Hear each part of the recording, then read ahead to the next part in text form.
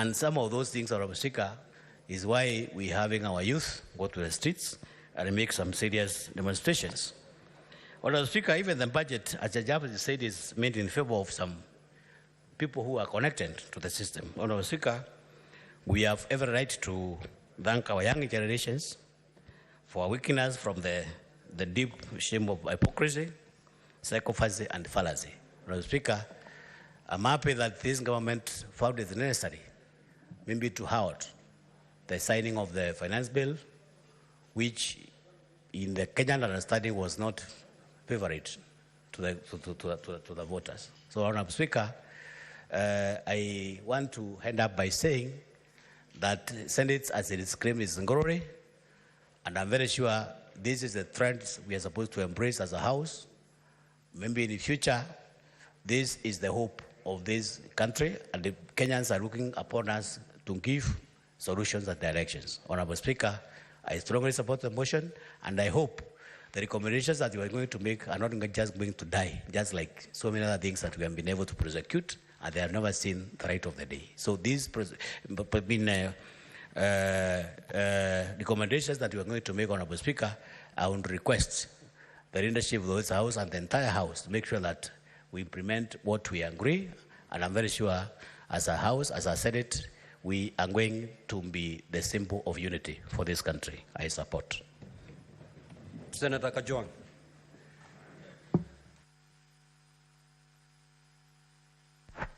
Mr. Speaker, I rise to support this motion and to congratulate the Leader of Majority and Leader of Minority for bringing a bipartisan motion of this nature.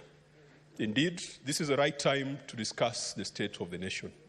Mr. Speaker, let me first start by sending my condolences and the delegation that I lead to the 39 families whose children died in the last 1 week.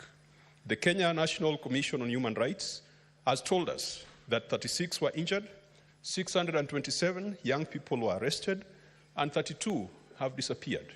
Mr. Speaker, disappearances and extrajudicial killings have returned to this country, despite the promises that were made during the campaigns. I also wish to sympathize with the traders who have lost their property across the nation.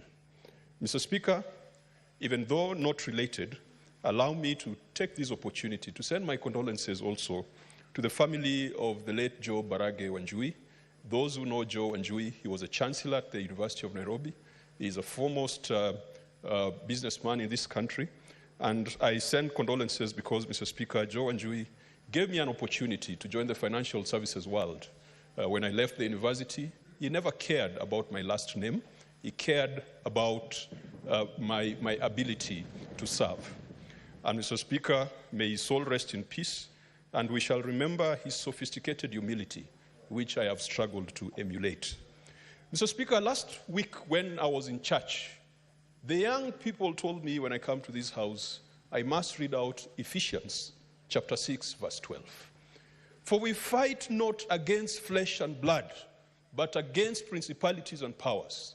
The Gen Zs are not fighting against flesh and blood. Theirs is a fight against principalities and powers, rulers of darkness and wickedness in high places. Gen Zs don't want to kill anybody, even though we are killing them. We have snipers in this building to kill our young people. They are not fighting flesh and blood, Mr. Speaker. It is about wickedness in high places, parliament, state house, city hall, governor's premises, across the nation. It is wickedness in high places that the Gen Zs are fighting against. It was not even the finance bill, Mr. Speaker, that was the problem. The finance bill was a catalyst. All this started when we decided to force on Kenyans a housing law.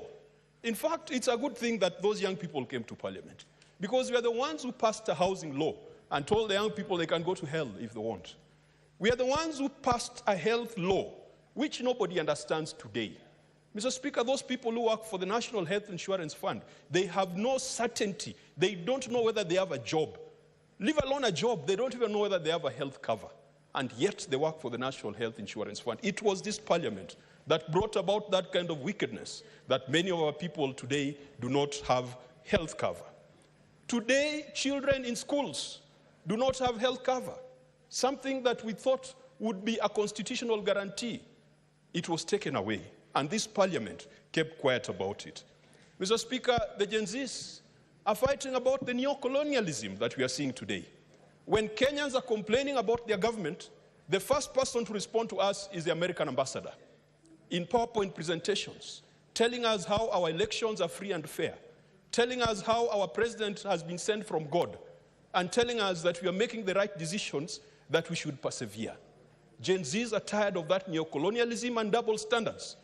Someone told to me that if those protests were about the rights of persons of the LGBTQ community, Mr. Speaker, and 39 people were dead, the Western world would have frozen aid, they would have frozen external assistance to Kenya.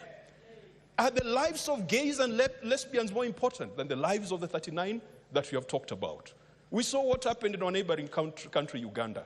They came up with laws that limited the rights and freedoms of persons of that orientation. And Uganda has now been denied funding.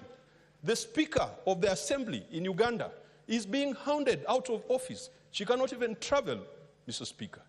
We do not want the double standards of neocolonialists, and we pray that the Gen Zs in America will do the right thing. Mr. Speaker, the arrogance that we have displayed as a leadership, the tribalism that we have been expressing and calling it shareholding. Shareholding is nothing when it comes to national politics. It is pure tribalism. It is ethnic jingoism. It is ethnic chauvinism. Mr. Speaker, we are talking here with Senator Omtata, asking ourselves, why do you need a voter's card when you already have a national ID? And that has been the system in this country, to disenfranchise certain parts of this country. We have been around through electoral processes, and we know that the registration of voters is a first step for rigging of elections. Mr. Speaker, I want to ask the majority and minority leaders that in that motion, that we should push to ensure that in this country, once you have a national ID card, then you can automatically become a voter. Because I've heard the arrogant politicians, those who voted yes to the finance bill last week, saying that Gen Zs will not take them anywhere because, after all, they are not registered as voters. Once you are a citizen, you've got a right to vote. And we should not introduce additional bureaucracies in the name of registration of voters. The last time we did that exercise, this country spent 7 billion Kenya shillings on biometric voter registration equipment. Those are the areas where we could make savings. If we could take that 7 billion that I am sure that the IBC is going to ask for another round of voter registration, that amount of money can take care of the doctors, can take care of the junior secondary school teachers. Mr. Speaker, we have annoyed the Gen Zs by our fake religious fervor.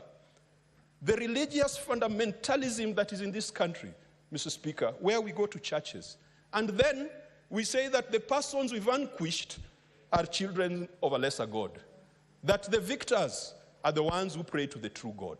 Today, Gen Zs have told us that the voice of the youth is a voice of God. Mr. Speaker, I've reflected and I've looked at what Wole Soyinka wrote. I think it was Soyinka who wrote The Trouble with Nigeria. And Soyinka said, it was Chinua Achebe. It was Achebe who did the Trouble with Nigeria. He said, there is no problem with the Nigerian land, the Nigerian soil, the Nigerian air, the Nigerian water, the Nigerian seas and lakes. The trouble with Nigeria, as is the trouble with Kenya, is the failure of leadership. It is a cult of mediocrity. It is indiscipline and it is corruption. Mr. Speaker, ever since Achebe made those very, very interesting remarks more than 20, 30 years ago, Kenya has not learned a lesson. I am so happy about this revolution that our young people have brought upon us, because it is going to change the architecture of our politics. Before, the people who mattered were the leaders and owners of parties. Today, the true bosses are the youngsters, the Gen Zs, our brothers and sisters, our sons and daughters. Mr. Speaker, I heard the president say that he wants to set up certain committees to go around the country to find out what the youth want. But why do you ask for a job when you don't know what the people who elected you want, Mr. Speaker. And sometimes we can propose a lot of things, and yet the solutions lie here in this Constitution. We have a chapter or an article, Article 55 of the Constitution, which talks about specific application of rights with respect to youth. And so instead of the president wasting taxpayers' money with another BBI like circus, I invite the president to read Article 55.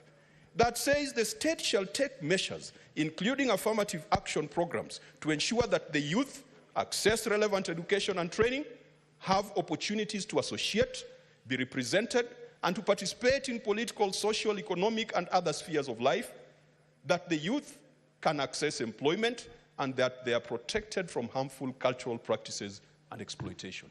You don't need a committee to go around the country to come and tell you that, because the framers of our Constitution already put it there. What do the Gen Z want, Mr. Speaker? The Gen Z wants us to be faithful to this Constitution, especially the Bill of Rights.